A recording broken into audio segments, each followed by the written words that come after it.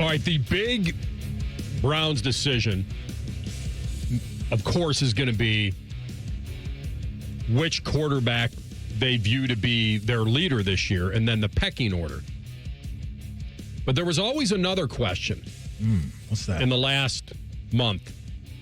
Who's going bye-bye? How many you keeping, Andrew and Kevin? Right. There's no way you can keep all four. No teams do that. Tryouts. Why in the world, of all teams that are trying to solve their quarterback situation, who shouldn't necessarily be tied to wins and losses this year, because what truly is their ceiling? And I'm not saying for the guys playing. I know that's different. They want to win every game. Coaches want to coach wins. You're talking big picture. Organizational big picture stuff. No doubt.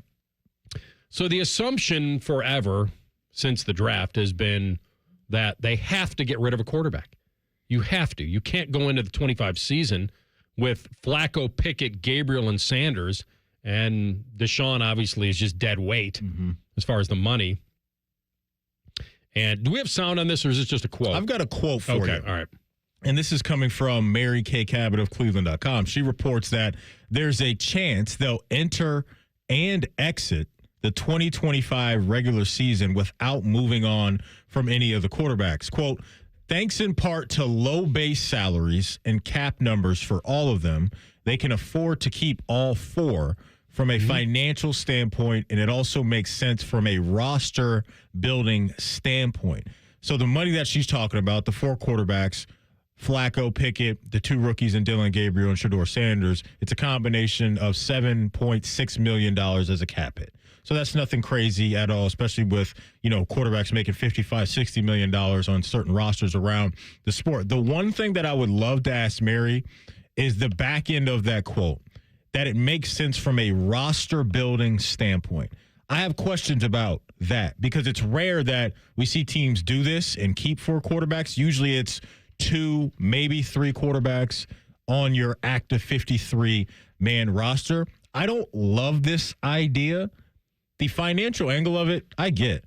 But I don't want to give up an extra roster spot to a quarterback where I can have an extra offensive lineman, D lineman, whatever it is, especially those positions where guys are down there in the trenches and the physicality is at a higher clip than obviously what it is when you play quarterback. So I'm not in on this idea, AR. I think between Flacco or Pickett, you find one of those guys to move on from. Hopefully you could trade one of those dudes and get some type of draft capital in return. It would be a real head scratcher for your boy if they go into the season with 4 quarterbacks on their active roster. So 2 things. One, yes, theoretically, you cut Flacco because he's not your future, and you let the 3 guys try out.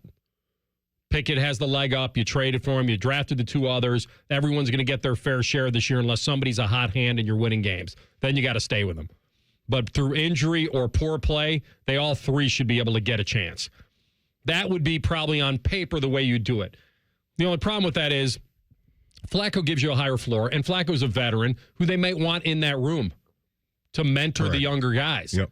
And feel like, okay, if one of these guys is the future, who better to have in there than this guy? Super Bowl champ, MVP, guy that's been around. And real quick, AR, because I think you bring up a good point, a branch off this tree is he already had in some people's minds, questionable comment about mentorship. Right. Up there in Cleveland. So we don't really know how Flacco is going to be if he has to be tasked with that role. I think you're all over it as the guy that you would want to be that dude. It is Flacco. But that's why this all season I was kind of like, okay, bringing a guy back like Jameis, you don't have to worry about that stuff. Jameis is all in on being a good teammate. Kevin Stefanski would tell me, well, Matty Ice, you watch the games, and you saw that I can't trust him on the field. That no doubt is a real aspect of all of this. But they need a leader in that room. Maybe Flacco will be that guy, but Jameis would have no doubt been that dude, the perfect teammate for the quarterback room they have. And that's why I think the Giants are going to be excited to have him over there with Jackson Dart now in the mix. I guess I wasn't holding Flacco to the exact words. I figure he'd still be a good teammate. You're right. He's not holding mentor sessions at night. The way Jameis probably would. Yeah, but who would you rather be teaching you? Flacco or a little bit, or Jameis a lot. If I was really Shedeur or sure. Dillon Gabriel, I want Jameis Winston around every day. This is how you sling it around. I want that energy around me every day. I don't know. It's a little bizarre. That's bizarre energy. I'm not saying it's bad, but it's like we've got to keep these guys focused and not get distracted by snowflakes and things. Pray God for. What did he say after the Denver game? What was it? I asked God to forgive me or release me from. Deliver me from these. Yeah, exactly. Deliver me. I don't know. It was awesome stuff from him last year, man. I loved it. Yeah, they've done this before. It's not like this is crazy. They eventually cut Huntley, right? They went into last year with 3. And Snoop Huntley, as you mentioned, I think was the odd man out with that. But on the first 53, they had 4. I don't think they did. I don't think they did, AR. Yeah. It's not the worst decision. I like it more than you do. Really? Yeah, I do. It's too important. It's too important to find out. So I'm saying, if I had to cut one of them, it would be Flacco. Unless I know that Pickett is... Yeah. If I know enough about Pickett, then I can maybe get rid of him or move him along the way you're trying to do, and then just let the young guys share it up after Flacco gets you off the ground somehow. Get the plane in the air. Like, I think that's what he's about. Like, who's going to land it? That's it. I don't think you have a Sully Sullenberger on that roster. You might have to ditch it into Lake Erie. But I do feel like he gets you off the ground, and then it's all about the rotation. And if games go south, they go south. But if games go south, remember, this doesn't have to be, this could be in game too. You know, you're down 3 touchdowns. Like, all right, you're in. Like, I'm not saying you play musical quarterbacks to that point. You want to give guy a fair shake here, and you want to judge it correctly, more importantly. But I'm not that upset about it's so important to find out. Because you're not cutting Gabriel and you're not cutting Shedeur. No, those guys are locks to be on the roster. They I would have think. to be. I think they're locks to be on this year's roster. Even though you could make the case that if his name wasn't Shedeur Sanders and he was a 5th rounder and he was okay in practice, now you could easily cut him loose. But he's looked okay, and they feel like we got to see. Like, they really do believe that they lucked out. Can't believe he's still there. Like, it's weird because you could have had him earlier. I've said it a million times. Everyone has. And you didn't. You like Dillon because he was more experienced. You think Shedeur is good, but he doesn't have enough knowledge yet. He needs to get that knowledge. And so he needs to kind of be allowed to grow. The only one that makes sense to me is you either miscalculated on Pickett, and he's not what you think he can be, and then you go with Flacco and the 2 guys, or you cut Flacco, which I don't think they want to do because it's just doesn't feel secure enough, or you do what they're doing, possibly. You keep them all.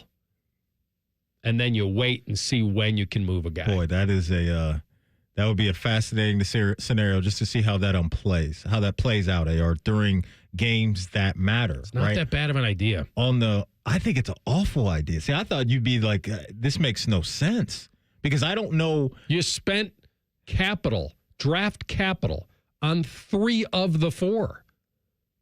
Yeah, but so how do you get rid of? I would not be worried about moving on from Kenny Pickett. I don't think that draft capital would haunt you down the road. I don't. He could be the odd man out. I don't. But I don't know. Isn't he with the ones mostly? They're all with the ones. All this stuff is all over the place with the reps. I'm not going to get carried away with anything that I've seen to this point, good or bad. You think it's more likely that Pickett gets cut or traded than he starts? Yes. Ooh. I do. If those are the 3 doors, let's make a deal. Cut, trade, start.